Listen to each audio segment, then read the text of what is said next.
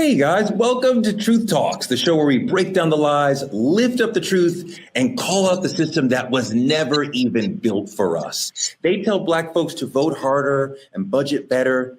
But what about the billionaires who are writing the rules for themselves? Is America actually a republic or just a business with a flag?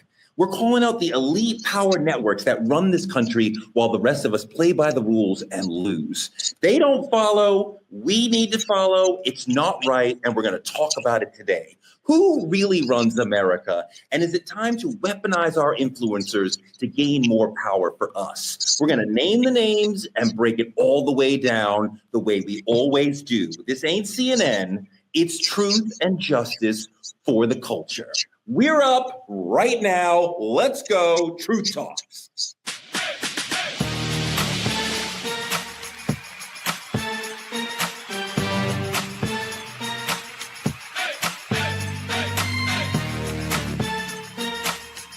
Are y'all ready to roll? Let's go. Welcome, truth tellers, to another amazing episode of Truth Talks. Let me bring in my amazing guest co-host. First, one day off of Father's Day, my fellow co-father, Dimitri Wiley, raising the next generation up right. How are you? I am blessed to be here. I appreciate that lovely introduction. And I didn't get to tell you, but happy Father's Day to you as well, Mr. Torrey. Thank you, sir. I want to bring in my amazing guest co-host, Dr. Cheyenne Bryant, who said amazing things about her father on the show to where I could practically see him in my mind. So thank you for that gift. Yes, happy late Father's Day to my two amazing fathers who happen to be my co-hosts. I love y'all, and it has been a pleasure working with y'all and seeing y'all be Papa Bears with your amazing kids and kid for Dimitri. But listen, True Tellers, it's your favorite doc. It's Dr. Bryant. You guys know I'm coming with the smoke. There are some topics today that really have me pissed off, and we ain't even started to unpack the shit. So I'm going layer back a little bit, but when it's time, you guys know I'm about to totally fire it back up. But hey, back to you, Torrey. Back to you. We want all that smoke. And with us today, Judge Lauren Lake. Welcome to the family. How are you? Oh, thank you so much. So happy to be here. I am well. Happy Father's Day yesterday. I hope you enjoy your day, and happy Heavenly Father's Day to my father as well. Miss him dearly. So I'm glad to be on, and I'm with Dr. Cheyenne. I'm about ready. Okay. Judge Lake, I see a lot of degrees behind you. Is that an Emmy behind you as well? Yes, sir. For Lauren Lake's Paternity Court. Best legal courtroom show, maybe. I think that was 2018 or 19. Yep. And you're about to have another legal court show on the air again. Well, now we're going into season 3 on We the People. Yes, syndicated. So excited about that. Byron Allen and the team. So we're really excited for our next season. I love that. All right, let's get into some trending truths brought to you by our friends at the Playpad in Atlanta, the only indoor playground for the community. We super appreciate their support for Truth Talks and what they're doing for the community in Atlanta. So represent for the Playpad, a great place for the kids to go. Look, they finally got open season to kill us? What? In response to Trump sending the National Guard and the Marines to police the ICE protest in LA, a Florida sheriff held a press conference where he said if people in his community are protesting ICE and they attack a police officer in any way, they will be killed. He said law enforcement would, quote, kill you graveyard dead. And when we play the clip of this man talking, your jaw, if you haven't already seen this, your jaw may be on the floor because it is so disgusting and so provocative about if protesters become violent, what they will do, which is deeply American, right? Can we see that clip? If you resist lawful orders, you're going to jail. Let me be very clear about that. If you block an intersection or a roadway in Brevard County, you are going to jail. If you flee arrest, you're going to go to jail tired because we are going to run you down and put you in jail. If you try to mob rule a car in Brevard County, gathering around it, refusing to let the driver leave, in our county, you're most likely going to get run over and dragged across the street. If you spit on us, you're going to the hospital and in jail. If you hit one of us, you're going to the hospital and jail and most likely get bitten by one of our big, beautiful dogs that we have here. If you throw a brick, a firebomb, or point a gun at one of our deputies, We will be notifying your family where to collect your remains at, because we will kill you graveyard dead. We're not going to play. This has got to stop. Wow. It strikes me as kind of gross. Dimitri, does this embolden and empower law enforcement and give them a sort of legal avenue or an encouraged avenue to attack Black and brown people? Because, of course, the Black and brown people at any protest he's talking about are more vulnerable than the white bodies. To me, this has nothing to do with law enforcement. This is seriously just a group of people more interested in fucking lynching Black America. This is exactly what we've always seen it seems like a Ku Klux Klan member dressed in a fucking uniform. He on TV smiling at Black people to provoke them just to get put in the fucking dirt. Like, make it make sense. You can hear it in his voice. He don't even see protesters. Mm-hmm. He see a problem that needs to be erased. He see what America's always fucking saw in Black America. And the sickest part about it is he's sitting there and he's smiling, and he knows he's protected by the exact same system he works for. Because when you got a badge in America, Black pain is just part of your job for some reason. Dr. Bryant, what do you think about the way that he's seeming to tell the officers it's okay to be violent to protesters and telling protesters you should be prepared and accept this violence we're going to visit on you? Yeah. So my opinion may be unpopular, and y'all know I don't really give a fuck. I didn't hear that, Torre. What I heard him say was that there is a First Amendment that allows you to a peaceful symbol of a protest. Does not allow you to break the law. What I heard him say was, we as officers and law enforcement are here to enforce the law. So if you break the law, which is breaking your First Amendment, then the law will be enforced against you. What I heard him say was, if you spit, if you hit, if you point a gun, if you blow up a car, if you set something on fire, those are all laws that you're breaking. He clearly said you have a right to a peaceful protest. He said, I don't mind you. Protest all you want peacefully. That is your First Amendment. Your First Amendment does not include you attacking, disrespecting, or breaking the law on anybody, including an officer. My brother has been in law enforcement for 14 years, and he's out here on the LA streets. If he's out here and somebody points a gun at him, spits on him, or breaks a law against him, my brother has every fucking right to enforce the law. These officers that are out here are not here to be disrespected. They're not here to be threatened. They're here to do a damn job. Protesters are supposed to respect their First Amendment, which is the right that they have, which is to have a peaceful assembly. And law enforcement is there to do what? Enforce the law. I am not condoning police brutality, but I'm also not condoning officers who are out here doing their job rightfully, not the ones who are racist, not the ones who have a horrible intention, but the ones who are doing their job rightfully, to be disrespected in a way that is breaking the law against them. Period. I think that's a really important point, that we should not, and it's ACAB all day, but we should not be purposely provocative toward police officers. Obviously, we should not be pointing guns at police officers. We should not be violent toward police officers. That is obviously against the law and inappropriate in most situations. But what I have found in the real world, I've been to many protests, as I'm sure you have, that quite often it is the police who are provocative in those situations, that the police are quite often the first ones to strike at a Black or brown body. So now in a situation where the police are being provocative and they are the gang with the jail keys and the gun and the badge, and they're telling you, if you return the violence, if you return to on us, then we will be violent and we will be, the police should be acting in a posture, Lauren, of protecting the community and not promising the community, we will be violent toward you. Yes, exactly. And while he thinks he's setting the tone, what I read between the lines was setting the wrong tone, right? As I heard him spew these words, I'm thinking to myself, this is some type of plantation pontification going on here.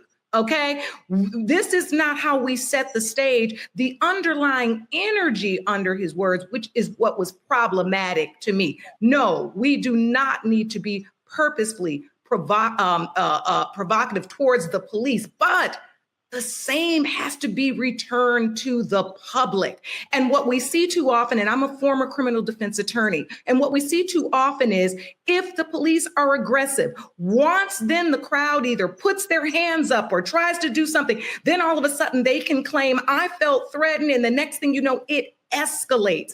We have got to do a better job, as Dr. Cheyenne said, protecting our First Amendment rights. However, it requires our police and our sheriffs to be a part of that protection and not the provocation. Let's listen to his video again, because I do want to listen to it. I think Dr. Bryant brings up a great point in terms of he does clearly want to protect his officers. But I think also there is an aggressive tone where he seems to be like a gang member, like, we will kill you. But I do respect what you're saying, Dr. Bryant, as far as his officers should not feel or be threatened when they are on the job. But quite often they are threatening. But let's listen to the sheriff one more time. If you resist lawful orders, you're going to jail. Let me be very clear about that. If you block an intersection or a roadway in Brevard County, you are going to jail. If you flee arrest, you're going to go to jail timed, because we are going to run you down and put you in jail.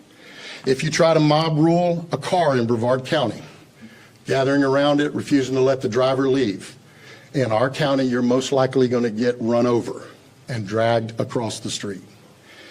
If you spit on us, you're going to the hospital and in jail. If you hit one of us, you're going to the hospital and jail, and most likely get bitten by one of our big, beautiful dogs that we have here. If you throw a brick, a firebomb, or point a gun at one of our deputies, we will be notifying your family where to collect your remains at, because we will kill you graveyard dead. We're not going to play. Judge Lake, he said blocking an intersection. Is that a crime? Because that's something we saw. This is the part. If you try to peacefully block an intersection, we're going to run you down.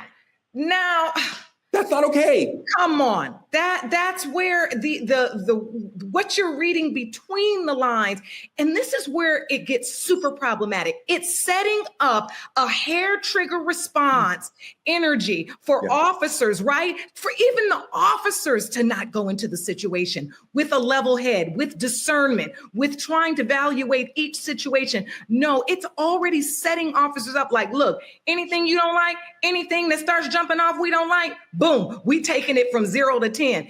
That is not how it should be done. Dimitri. Absolutely.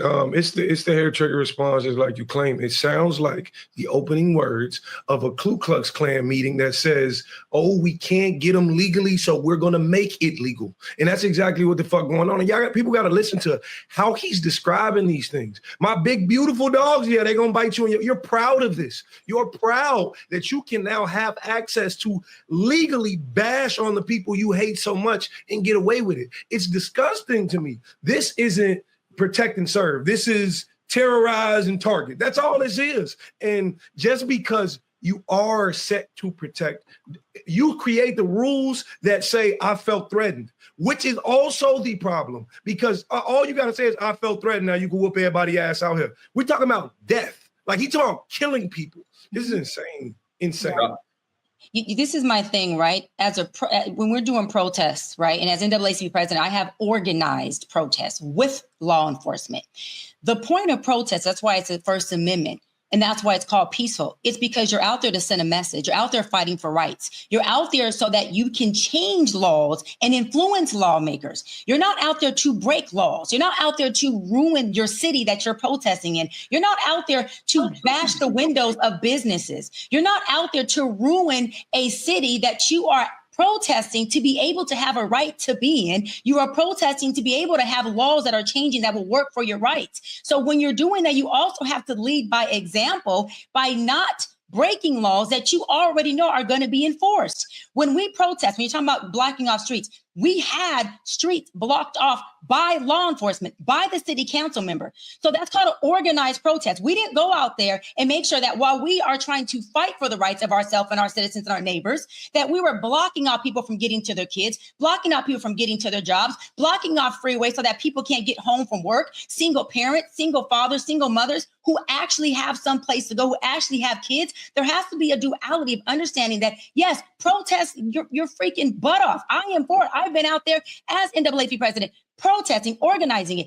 But there's also a way to do it where your message is loud and clear and you're not demising the message by breaking laws. So now everyone's focus goes on, there's laws being broken. There's officers who are coming on doing interviews and doing press conferences about laws they're trying to enforce. Let's keep the main thing, the main thing. So when we're on media, when we're on TV, they can say, look, we got these group of people protesting about this message. We got this group of people protesting about that message. And let's push the policies we're trying to change. We are allowing them, and I'll wrap on this, we are allowing them to take our message, our amendment, what we're protesting for, our loud voice, and make it about them, and make it about law enforcement, and make it that there's laws being broken, so we have to enforce it this way. And we all have seen protests that do get out of hand, where it turns from a protest to where now you have blocks and blocks of businesses who are bashed, vandalized. These businesses have to tap into insurance policies, have to tap into their own pockets. And now we have a city that's not just protest,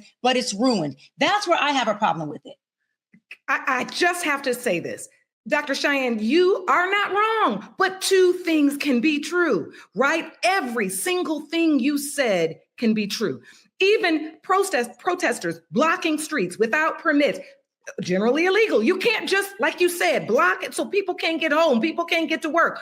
But the response to blocking a street cannot be automatically that is a death sentence. That because you're blocking a street, right, which, although illegal, that now we have license to kill you, to run you down.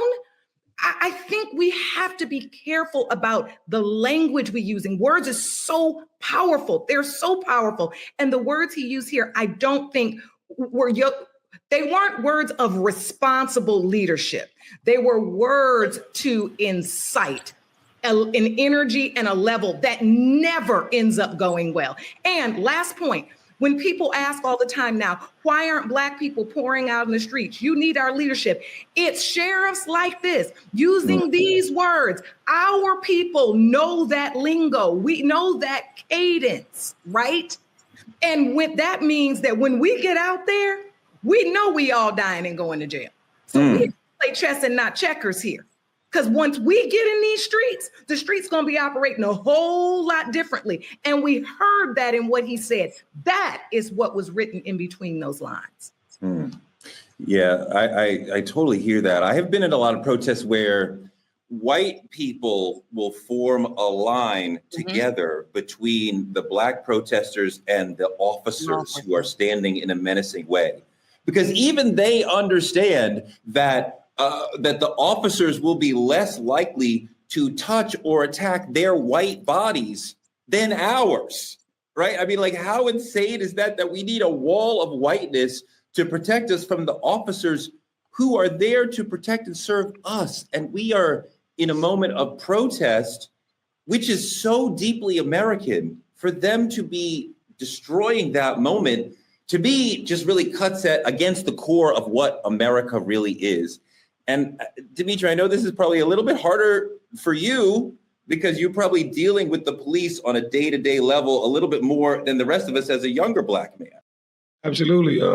Being on the west side of Chicago, growing up, being born and raised up, it's just amazing to me. It's amazing what you see. You have to, and I want to encourage everybody who's watching this to be very, very careful, because when we protest and we riot and we want to do anything peaceful, it becomes violent on their end. But when they do it, they're escorted. They're released from prison. They're all these other things. So just be very mindful of how you show up. That, just like to Dr. Brian's point, how you show up matters as well. It may save your life. Okay, I was going to say, because Dimitri, you said a word that is powerful. There's a difference between protest and riot. That is the fucking problem. When we get people out there, and this is not a race thing. Let me tell you, you have white people that start riots. and create riots and are vandalizing. This is just not a black or brown thing. But when you and folks allow a protest to turn into a riot or looting, that is not the purpose of a protest. That is what bleeds our message. And it allows law enforcement to make a mockery over our First Amendment to protest. If we're protesting to push for lawmakers to do something different, for example, immigration going on right now, right? We don't have the time. We don't have the space to negate or detour to allow lawmakers to take media, our most powerful way of communicating to people, and make it about, look at these people who are protesting. They're looting. They're rioting. This is not a protest. This is not peaceful. We don't have the space to do that. We got to make sure we keep the fucking main thing, the main thing. We are not okay with this. Our message is this. We are protesting about this. We have signs, we have speakers, we are loud about it, and we are getting our point across. We don't have time to be there to purposely break laws. Now, I'm with y'all. I'm with Judge, and I'm with Torre. I get what you're saying. I'm not speaking to the officers who were intentionally saying, look, while I'm out here, I'm going to provoke. I'm going to be racist. I'm going to push the throttle. I'm going to rub it in their face. We understand we have some that are like that, but we have to make sure as people that we are pushing our message, that we have our eye on the prize, that we are doing things so that they can't and don't have a reason to take away more of our rights than they've already taken away. That's my point. Because looting and rioting is not a protest. It's not. No, I appreciate the point. I think you're right that looting and rioting is not usually part of a protest. There is a value, some situations, for the community to engage in property violence, but there's way too often that we have thousands of peaceful protesters who are purposely provoked by the police, who understand exactly what you're saying, that the violence seems to discredit protesters. So the police officers are purposely provoking them into violence. So then media shows clashes between police and protesters rather than talking about the protesters' actual message. The police are using violence to discredit the protesters, right? So we shouldn't have violence, but we shouldn't have police creating the violence in these situations. And quite often, I think the looters are almost never the people who went out to protest. They are opportunists who understand, oh, the police are busy over here. I'm going to go over there, right? I'm going to take advantage of the situation. It's never somebody who cares about immigration or Black Lives Matter who's like, I'm going to take this opportunity to go rob the Apple store while I'm here. And there are absolutely paid professional agitators, quite often sent in by law enforcement. We have identified this in Ferguson and in other places where people who are not part of the protests will be breaking windows or creating property violence, property damage in order, again, to discredit the protesters. Why weren't they talking like this on January 6th? That's part of what you start to wonder, that when it's white people mobbing and rioting, that is understandable. But when it's even the promise of Black people, and this isn't even like a BLM protest, this is a protest against Trump in general. If my Black ass, I'm sorry. Go ahead, Ms. Lee. Go ahead. You do it. Oh, no, I just had to say, where was this entire argument on January 6th? We still to this date in 2025 ain't heard nothing about how all of the insurrectionists on January 6th should have been mowed down, dead. You can't go looting. It clouds your message. You can't be a riot. You can't block a street. You can't invade the Capitol. You can't threaten to hang the vice president. Like, nobody putting down the law on then. Where was Mr. Plantation pontification on over there? Okay? Where was he then? I didn't see him. But I guarantee you, if my Black ass was out there, I wouldn't be sitting right here right now. That's a fact, because it's less about what you do and more about the color of your skin. You know what happened? What you do is about who doing it.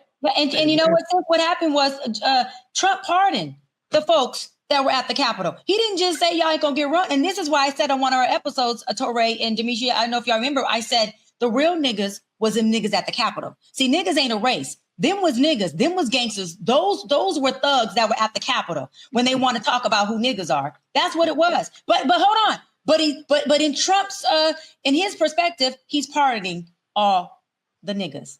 I hope y'all get what I just said about that, because he's still doing that in his mind. In his mind, he's still pardoning all The niggas. He's pardoning the people that like him. Like that is, it's the alignment, right?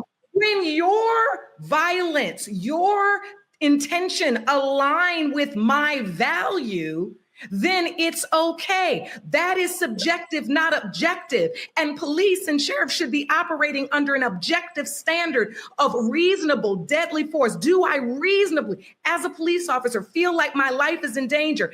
It was reasonable on January the 6th to feel like the vice president's life was in danger. Nancy Pelosi's life, people's lives were in danger. It was reasonable. And yet nothing was said. I mean, at a certain point, I'm gonna calm myself down today because I'm wearing my little yellow jacket and I'm getting hot. It's a sweater material. I'm gonna calm myself down, but it's an insult on our intelligence, right? It's almost like you're seeing a blue sky and somebody's telling you it's purple. And it's how long you gonna sit and argue about a blue sky when you know it's blue and they trying to tell you it's purple? We already know what the deal is. That's why when you get up there talking about what you gonna do if anybody steps out of line, we already know who you wanna do it to. Yeah, see that part, because Black protest, especially in the last decade, has been incredibly important and valuable for Black people. 100%. The George Floyd situation would have been swept under the rug, but for people going out in the street and saying, no, not this time. The Ahmaud Arbery situation would have disappeared if not for Black people getting in the street and marching and saying, no, not this time. And there's other situations where we have gone in the streets and said, no, not anymore. And we have made a difference. And if we have a situation where Black people feel afraid to protest because we are afraid that this sheriff or this officer might shoot or kill us, or just deprive our liberty, just arrest us for nothing, that is very chilling and frightening, that we need the ability to be able to stand up and protest when our people are wronged. All right, let's move on to politicking. Another wild story. The new mayor of Tulsa, Oklahoma, Monroe Nichols, has proposed a $105 million reparations plan for the descendants of the 1921 Tulsa Race Massacre. This plan, which he calls a road to repair, involves some good things: establishing a charitable trust to provide funding for housing, scholarships, and historic preservation in the Greenwood District, which was the epicenter of the Tulsa Massacre. The plan focuses on community redevelopment. It does not include direct cash payments for descendants. It's been over a century since insurrectionists burned Black Wall Street to the ground. Look at the horror. Look what they did to a thriving Black community that was minding its business, that was doing its thing, that had an amazing community and economy going on. They burned it to the ground purely because of white supremacy, killing hundreds, stealing generational wealth, and burying the truth. Mayor Nichols has proposed $105 million, and he calls it a reparations plan. But if we're not paying the people, what are we talking about?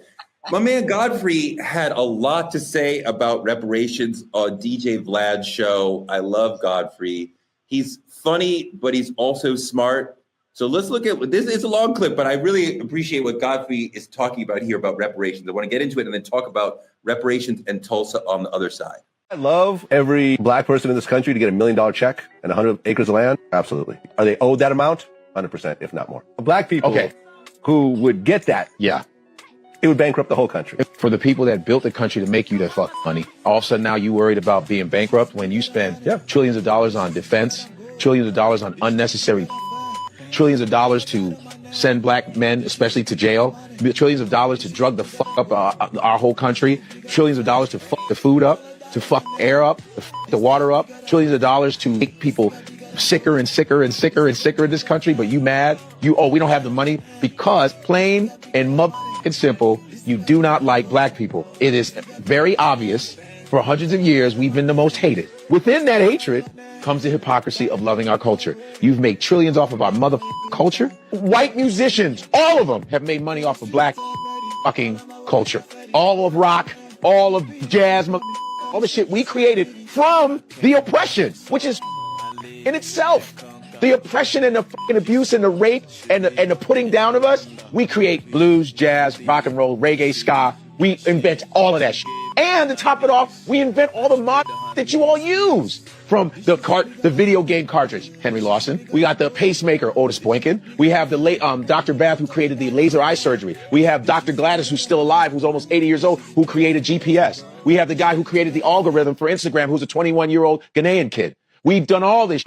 Then the internet was discovered by a Nigerian guy in the 80s. Like, we've done all of this innovation, even though we've been shit on and continue to be shit on every motherfucking day, right? Because nobody wants us to live anywhere. Nobody wants us to have this unless we're playing sports for them athletically or sexually satisfying. All black people are good for. We're supposed to be at people's beck and fucking call when they want us to entertain them or make them some kind of money. But if we ask for being autonomously wealthy on our own, being autonomously having our own shit, all of a sudden everybody pitches a bitch. Everybody has a fucking hissy fit. Lauren, I love Godfrey. I love how he combines politics and the comedy, but I think there's two questions here. And Lauren, I want you to start to deal with this first. Is Tulsa's plan actually reparations? That's one question. And do we as a people deserve reparations? That's a separate question. Lauren, you first. I would say a form of reparations, and yet still feels like a consolation prize, if you understand what I'm saying. Yes. And that's what's problematic about it, right? Because again, back to our intelligence, it's an insult on our intelligence to think that these programs, anything, even a free college education, which I think Godfrey later suggested, could in any way amount to the amount of wealth that would have been associated with those 40 acres. I can't take it. I'm out here in LA, and I remember following the Bruce Beach story, the family who, I followed that story. I don't know why I couldn't get it. I used to go over there and put my feet on that earth and pray for that family, because just looking at that land, looking at what was on that land, and if I'm being very honest, thinking about how much we paid for the Airbnb that we stayed at near that land. Come on. And to think about the fact that it was our people's land, how do you quantify that? And any little stick, you know what I mean? It's like any little thing you give. It's like when a kid wants something, right? I want this thing. And then you trying to give it, no, here, play with this little ball. It's like, no, I had a whole house. I want the whole playroom. That's what I feel like Black people feel like. And I'm going to be very honest with you. I don't have the answer. I've thought about this for long and hard, because I wanted to say, like, you know what, this is what we need, and this is what we need. And everything I could come up with, it does feel like a consolation prize. I mean, even the college education, is big of a proponent as I am of education, born of two PhD educators, college educators. I'm thinking to myself, now they want to give college degrees away when we all about to be replaced by robots. Now we want to give college educations away when all of us, let's be honest, kids are graduating from college every day. They can't get a job. So will that really repair reparations? Will it in any way repair the harm done? I don't think we've really gotten to a place where that's happened yet. I want the land. I get my own mule. Hello. Give me my land. I love you, Lauren. Doc, go.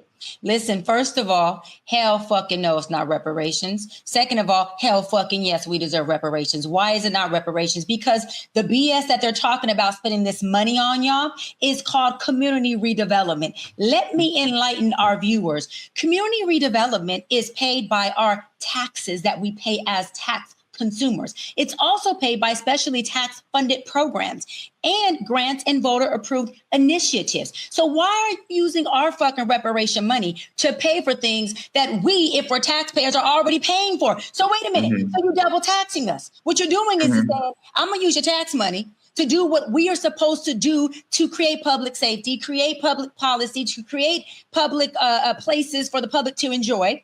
Right? It is our job to use your tax funds for the schools, K through 12, for the roads, for beautification, and for things such as preserving the historic buildings and the historic beauty of a city. That comes with grants initiatives.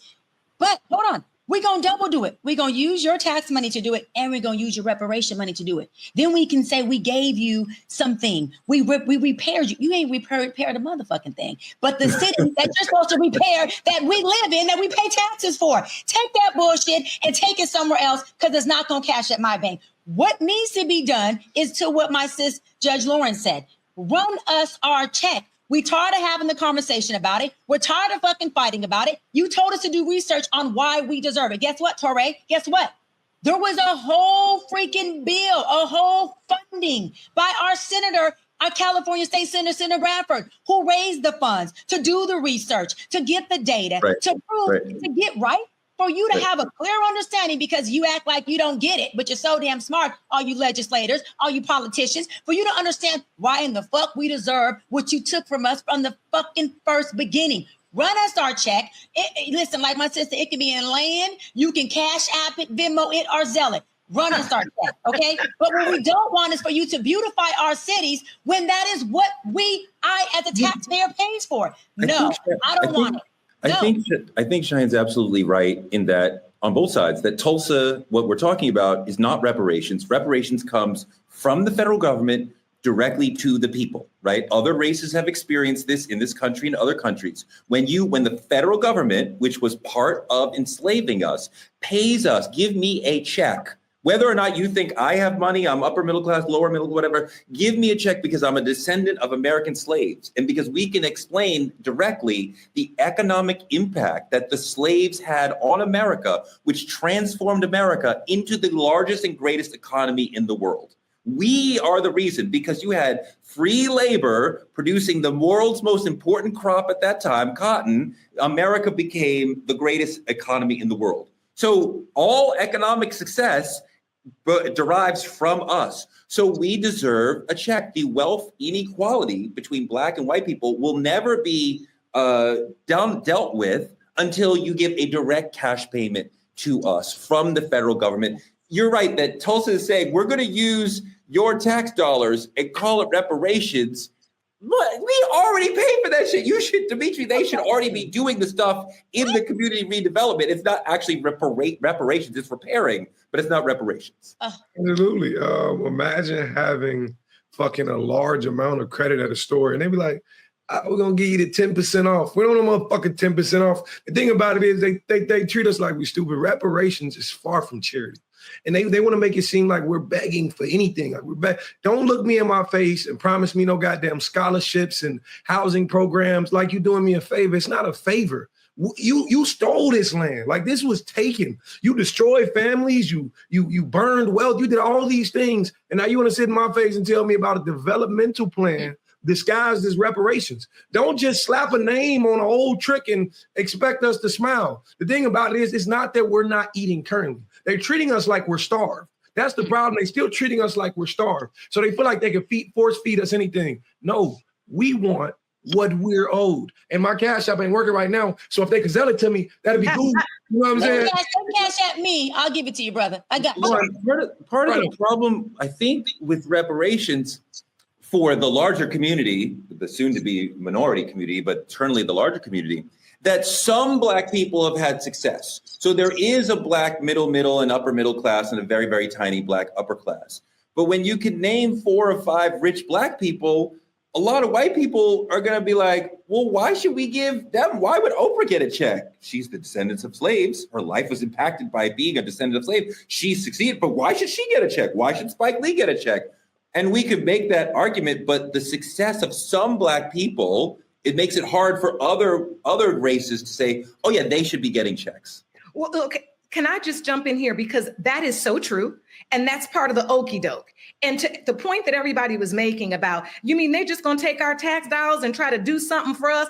Even if they gave us a check, they still just really giving back money we already paid into. Like, that's the okie doke we can't get away from, right? That's why I was telling you last night, I was sitting long and hard going, what would be good enough? Because the other okie doke is now, if they even gave us the land, you know they're not going to teach us how to pay taxes on the land. 70% of the land they're going to take back anyway, because we haven't been landowners. We don't understand those responsibilities. We may not have the income or know how to generate that. They'll be taking the land back for failure to pay taxes. So you guys, this is such a complex issue. And it takes me back to while the community revitalization and maybe some of the plans in Tulsa are a form of repair. Like I said, it's a form of reparation, but it's a consolation prize and not the reparations we know we want and we know we deserve.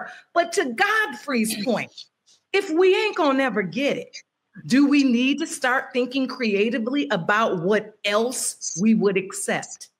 That's the question, right? Are we cutting off our nose despite our face?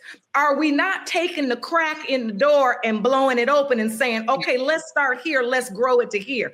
And I had to stop and think about that at my 56 years of age, right? As I have a 14-year-old son going to college soon. Like that college education thing to me was like, And then I thought to myself, well, I've been suffering through private school for a while and I got college on my belt. If that could be free, if that could be free, could that help me build wealth over here? And I'm only challenging the thought that immediately, crushes anything that is not that land and that check we want, because we could go on for another 4 generations and not get nothing. Doc, so how do we think about it?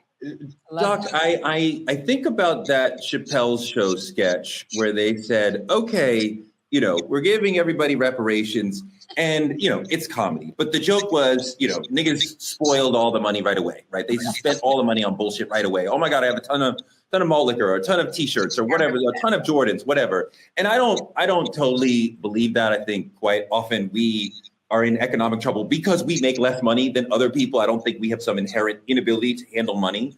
But you do wonder, in a community where we don't have a history and a tradition and a communal knowledge of how to deal with a large amount of money, would some people ruin their reparations check if they were to get one because I don't know what to do with this money? Reparations means to repair. What you just said and Judge Lauren just said about financial literacy and education on money management and land management and real estate and taxes, that should be a part of the reparation that comes free. Hold on. Repair means you repair the trauma. Yes. Hold on. The psychological impact, the division between our families.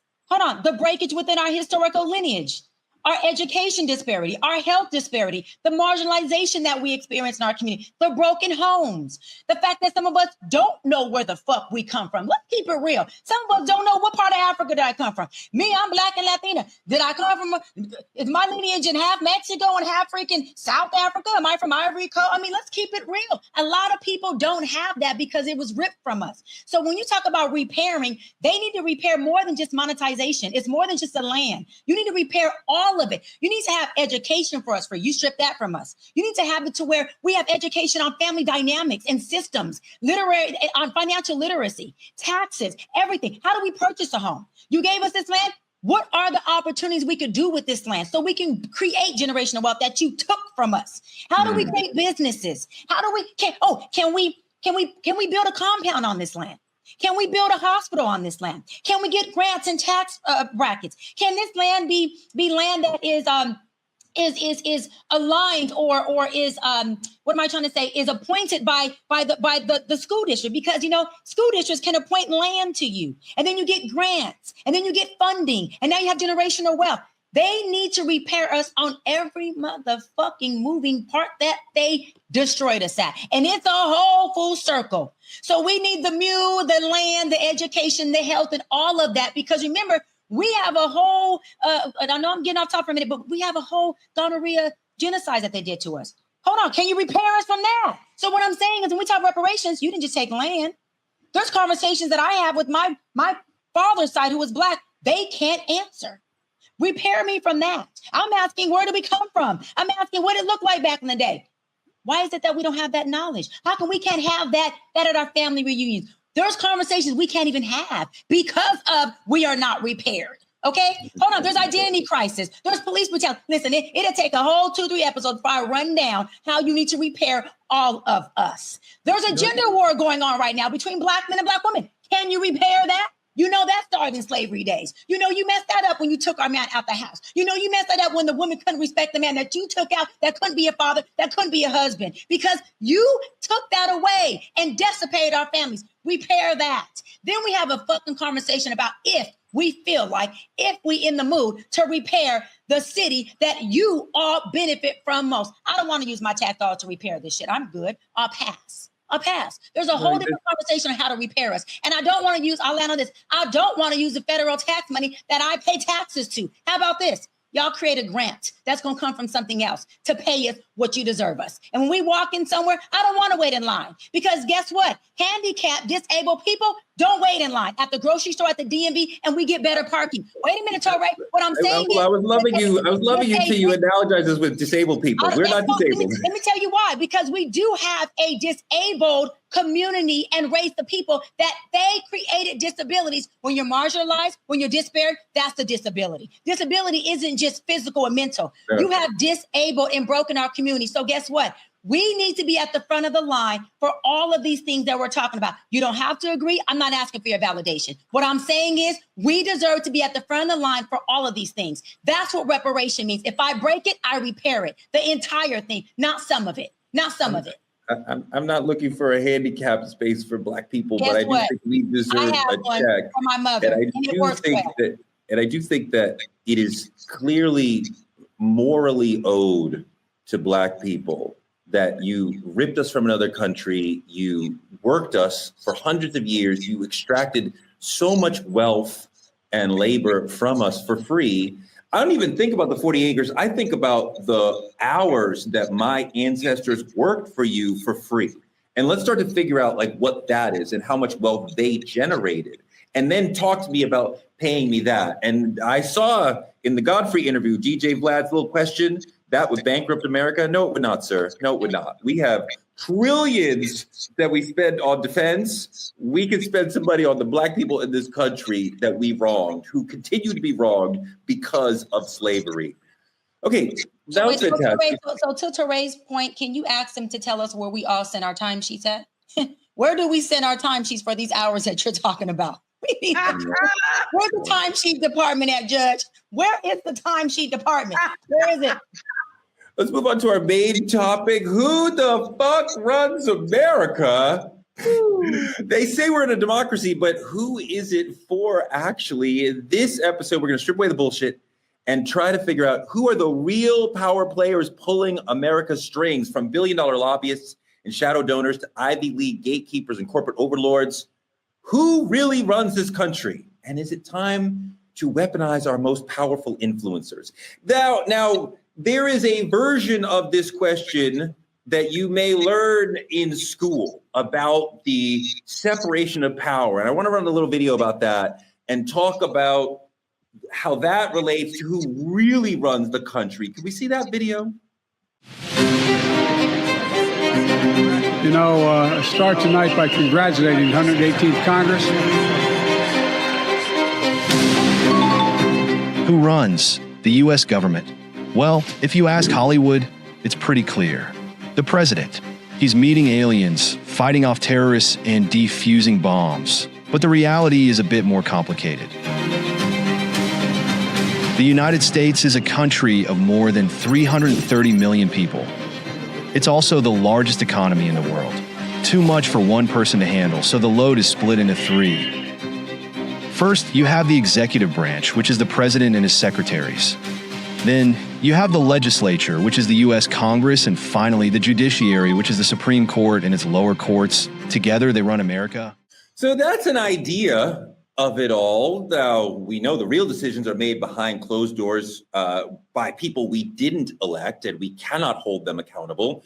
So we have a system that was never designed to care about us, that we are not part of, that controls us. So we want to talk about how wealth, whiteness, and legacy networks decide who gets freedom and who gets crumbs. And is America a republic or a business with a flag? Dimitri, in a world of lobbyists, legacy wealth, backroom deals, we have more Black billionaires than ever, but it seems we have less political power than ever. So who do you think really runs America? And I want everybody to really dive deep on that question and keep it real. Who is the real power in America? Well, to me, a lot of people would be led to believe it's the president, but I don't believe it's the president. I think it's the people behind the scene who writes the checks for the president. I think the president is a poster child for a bunch of ideas, and they found a good one this time. I tell you, they found a fucking good one this time. But the thing about it is, every 4 years, we get hyped at the idea of, we tell people, go vote, go vote, go vote. We're really going to make a difference. We're really going to make a difference. But I don't know if we understand that the people who are actually in power, these billionaires, these lobbyists, all these other people, have never stepped foot in the hood where we from. I'm going to be honest with you, Torre. The mindset of a Black man in the hood, every year we go vote, but nothing changes. Every 4 years, we get a new president and nothing changes. We always sit and wonder why the hood still look the same way the hood look. Why the school's still closing around us. Why the food in the liquor store is always, in liquor stores and corner stores is always more snacks than it is fresh produce. Like we see this. And it's led us to believe that there's nothing we can do to change it. Because as much as there is a flourish of new Black billionaires and millionaires, XYZ, it doesn't matter until they get a meeting in them boardrooms, till they in the back of those green rooms having them conversations, developing policy. All of that is policy. And we've understood in the hood, that's a policy that our vote just isn't going to change, because it's not about who's in the White House. It's who's funding it. That's all that matters. Lauren. This is so tough because, I mean, look, I've been to a whole law school and got a whole law degree, and I would love to stand on the branches of government and say that's true. It just isn't. We just witnessed it in real time, this election cycle, where all of a sudden, out of the blue, despite all we've learned since fourth grade civics on up, Elon Musk stepped center stage into our government, into our lives, and pretty much functioned as the president until he got tired and his beloved company wasn't performing well. And it all happened, and nobody could stop it. Wow. Right? Nobody could even stop his control when he decided to get a little yappy and snap at the person who holds the office of president, right? There was a power there. And look, you know, as a woman, as a mother, okay, I'm looking at this one way. As a taxpayer, a voter, I'm looking at this like, well, I'll be damned. Right? Is this easy? It's who got the most money, has the power, has the voice. Yeah. That's what we saw. And not only that, I can tell you at the drop of a hat, if it wasn't for me, you wouldn't even have been elected. Connie, he hit him with that. Come on, Lauren. Look, Lauren's absolutely right. The 1% is the actual controllers of the country, the Koch brothers, Sheldon Adelson, Elon Musk. The wealthiest of the wealthy are setting the policies and setting the directions and killing the policies and killing the directions that they want, and making sure that the country moves in the direction that they want. And it's quite dangerous to have the 1% controlling things. Their money, their donations are far more powerful than votes. And at this point, Dr. Brian, we have enough Black billionaires in the world, in this country, who could have an impact on our communities. But I can't really, I think we see, like, I have a foundation, I have a school, which seems like image protection. Like, we can't say you did nothing. But can I point to something where I'm like, Oprah, LeBron, Beyonce, Jay-Z, Byron Allen, they did this that changed America. They came in and they changed Flint. They came and they made a Black town. They completely changed. What have they done? Nothing. They have not done anything significant for us. So who runs America are the folks who control it with their wealth. What I love about that image we just seen was a white guy who held a sign up that said, I can't afford a lobbyist. I am the 99%. Okay. Why is that powerful? Because when I say the billionaire families that control the America with their wealth, they are the ones who have media ownership. They are the ones that are making the biggest political donations with PACs, political action committees, meaning you don't have a cap on how much you can raise with the PAC and contribute to a campaign. Okay. With lobbying costs a lot of money, and that allows them to have corporate control. And so when we're talking about who runs America, it's the folks who are wealthy, the folks who can say, I'm going to start a PAC and I'm going to donate $4 billion in this PAC. Okay. And give this to the president that's in office. I'm going to give it to the state legislator because I'm going to need you to write policy that allows me to develop and do things in your jurisdiction, in your state, in your city, or in the nation at a level that allows the corruptness that I'm doing to be legal because I got you to be able to write policy or legislation that works for what I'm doing right now. And I only need this policy to last for a year or two until the project I'm working on has made me billions.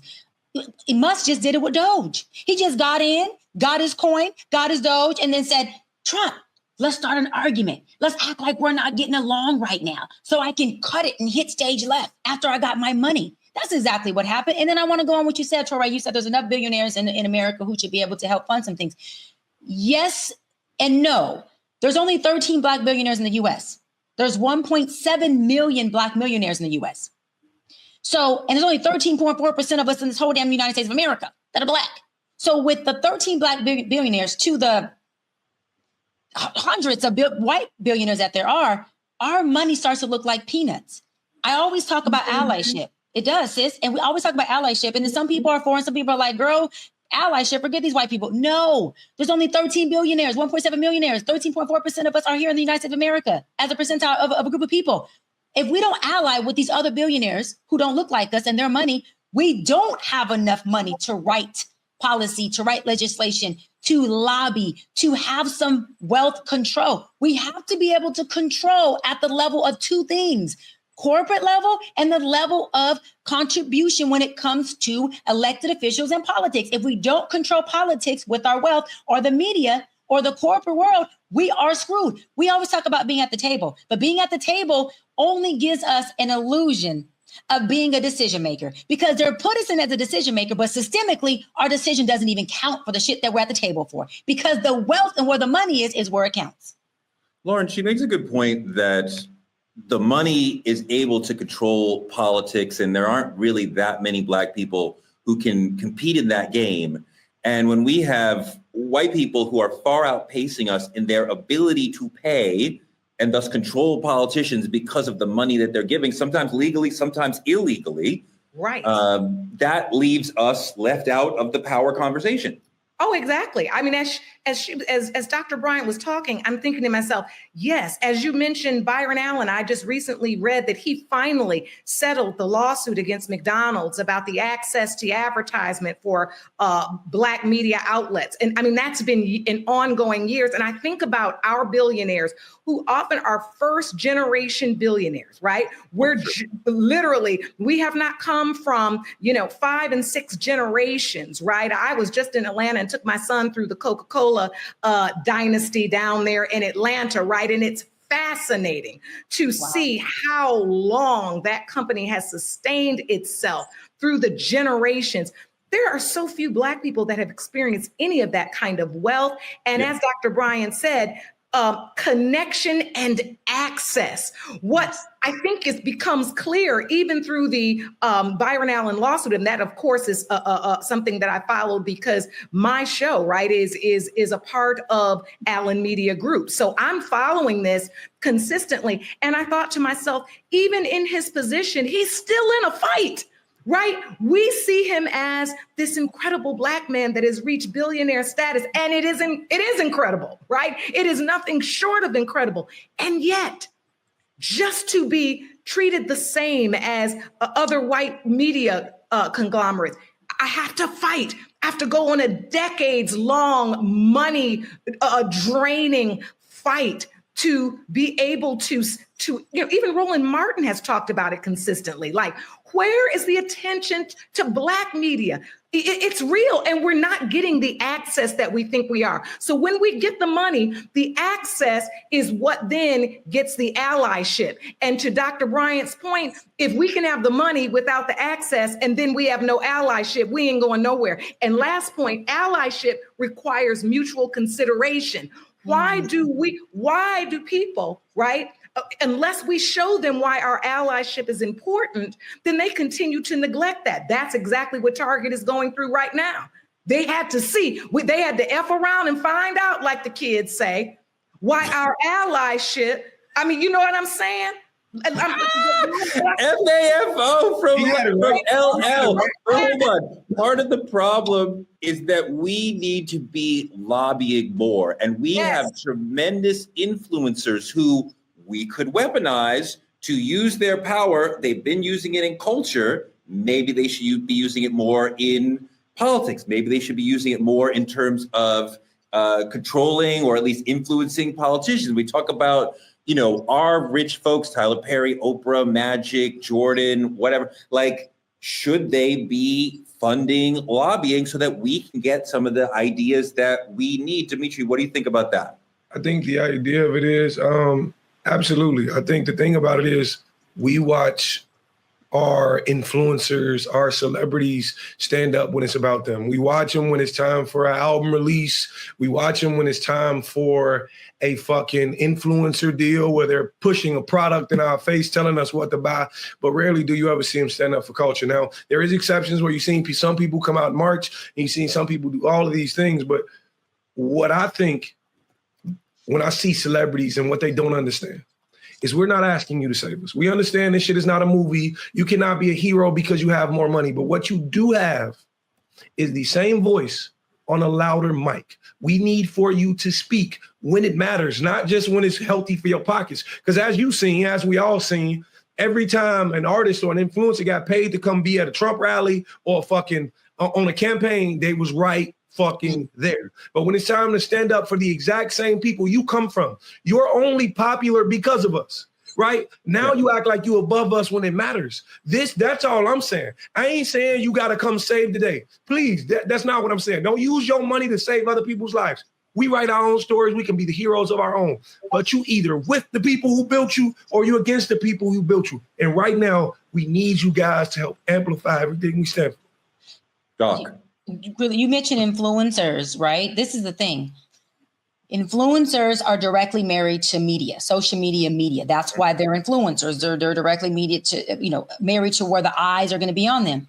Unfortunately, I've gone viral hundreds. I've gone wildfire, double, triple, quadruple viral. I have lit up True Talks so many times about politics, policies, Black voice, Black think tanks and resolution and Black disparities and health marginalization and all that stuff, right? And out of all of these times, hundreds and hundreds of times I've gone viral, it's always on topics that will influence the viewers. Those topics don't seem to be the policies, the lobbying, the legislation, the politics, the who's in office, local or national. That is a problem. We talked about this on True Talks before about media and Black media, not pushing out the things that are going to educate our community on the things that would help us become better stockholders in policies, in politics that work for us. Myself and Marlon Wayne had talked about months ago creating think tanks together. We said, let's just do these big ass Zoom meetings, invite all Black people, but we're going to do it quietly, where only the who's of us Black folks, meaning everybody who's Black, is invited to these Zoom think tanks. But we were not going to put it on social media. We were not going to put it on media, right? And we were going to actually think tank about what we need in our community. How do we raise funds to lobby? How do we do this as a group of people who are strategizing? Now, we haven't executed it fully yet because it's taking more moving parts. But my point in saying that is, sadly, what influences the folks who are watching media happens to not be the shit that we need to talk about, happens to not be the things about reparations, about policy, about Black healthcare, about Black family. Unless I'm talking about the Black family system, you can relate to this being broken, or broken homes, or how Black men or Black women are not doing this, or gender wars, unless it's a negative narrative, guess what? It doesn't fucking get the influence. That's sad. That's the problem. This is why Truth Talks is so important, because we talk in the truth that people need to hear to help them not only have a seat at the table, but be able to call on the folks they know, be able to learn what lobbying even is, to be able to learn what it costs to do that, and start to put together campaigns so we can lobby about things that work for us. There's two sides, though, I think, because Trump and the right have somehow begun to understand culture and influencers, and there's your Aiden Rosses and these other white boys who are using their podcasts and their platforms, and these clowns, Miller and Bannon, who are able to speak to their community in a way that they understand. And, you know, we are dealing with Miller and Bannon's bullshit, but like, we need to be able to be in conversation with DC in a serious way. And not always are influencers who are amazing in movies or music or basketball or even in business, do they always know what to say or how to lead us politically? I don't know. I would rather see people who are activists, people who are political, people who deeply understand what that is about, lead the way in that. That was part of what was so powerful with Black Lives Matter, that you had young people who were incredibly thoughtful and knowledgeable about politics leading us. And we need to be speaking to DC through lobbying. So, I mean, I would welcome the Black wealthy giving us some money so we can have some lobbying power, but I want to see people who actually understand politics be involved in our political conversation. And it not just be in the political presidential election cycle, that it extends, right? I think we go through these things where in the churches and all the politicians visit the churches, and just for that time, politics is on our plate. And the next thing you know, we're back to whatever the new conference is, whatever the new award show is. I also think it's important to note that influencers are tied to corporations, right, that pay them to promote a product. So now basically we've got a whole bunch of salespeople. And when do we trust salespeople? I mean, not to be funny, but it's the world we've created. It's something I've struggled with in my own life and career, where people, well, you should be an influencer. But I mean, well, hold on now. How many products I got to say I'm using that I ain't using? Because for a check, right? I mean, that's what we're out here doing now. Because then when the check starts coming in, you don't talk about that product no more. Can we get you modeling robes? Robes, look, well, that's something I really do wear. But I say that to say, and I think Kai, is it Sanat or Sanat? I'm gonna get in trouble. Sorry, my son. Sanat. Nice. I'm sorry. I'm so sorry. I know who he is, but my son loves him. But he recently came. I do read though. So he said that he didn't take a check for the BET Awards appearance. He said, and I thought this was just wow. This young man got it. I didn't take a check for coming there, because a check is often associated or comes along with some type of corporate responsibility expectation that I don't want when I come somewhere. I want to be able to come and I want to be able to talk about it the way I want to talk about it. Can you imagine how many of our influencers, and all of us, let's be honest, who are employed by corporations where our livelihood is rooted in that, where you don't feel free to say exactly what you want to say, because at the end of the day, that's where your paycheck comes from. That's what we're going through. You're absolutely right that the people we work for does constrain what we can say. And when you're Kai Cenat and you're paid by all the people watching your stream, you can say what you want. When you work at a corporation and your boss, Dimitri, is a billionaire, you may not want to be so critical of billionaires. Which my boss is here on Truth Talks. No, but the thing about it is, I want to offer a different perspective. I understand the way you guys are looking at it. I see it. I get it. You want more political figures, but there's a difference. As I'm looking at our generation, and I'm a little more familiar with Kai than you may be, but the thing about it is, when you have influence, everything you do is influential. Okay, so what I mean is, you don't have to go viral with a post. Where you show up to, people show up to. It was an event in New York. They had to pull police out because Kai Cenat said, "This is where I'll be at at this time, and half of New York came outside. That's all I'm saying. It's about what you do. I ain't saying at the He was BET giving away Awards. PS3s. Since we were talking about the BET Awards, let's look at it.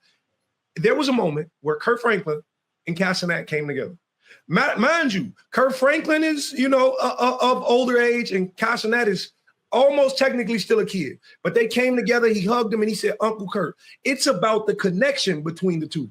It's where it matters. And I don't think people understand that connection is powerful. If you get influencers who actually learning from politicians and can be courted in what to say and what not to say and where to be and what to do, it's powerful. That's all I'm saying.